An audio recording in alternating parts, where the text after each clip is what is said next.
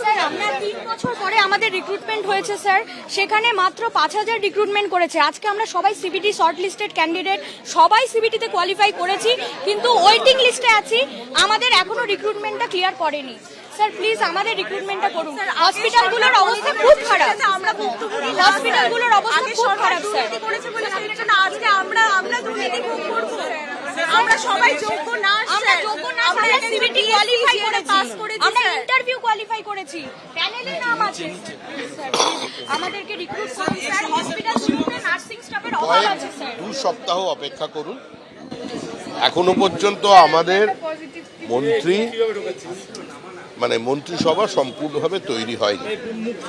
আশা করছি জুন মাসের প্রথম সপ্তাহের মধ্যে মন্ত্রিসভা তৈরি হবে।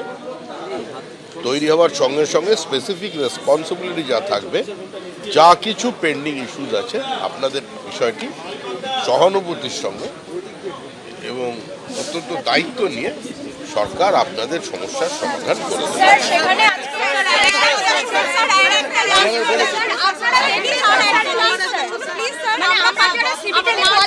আজকে তাদেরকে আপনারা রিক্রুট করবেন তো স্যার? নতুন সরকারে এসেছে, সম্পূর্ণ এখনো মন্ত্রিসভা গঠন স্যার হয়নি। আজকে আমরা দেখা করেছিলাম স্যার, মানে সিএম স্যারের সাথে দেখা করেছিলাম।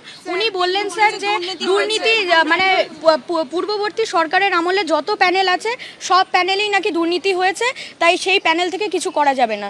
স্যার এই পরীক্ষাটা আমরা এই মাসেই দিয়েছি, এই জানুয়ারি মাসে 2026-এ পরীক্ষা দিয়েছি স্যার। আমরা 2026-এরই প্যানেল স্যার। আগের প্যানেলের ক্ষেত্রে উনি বলেছেন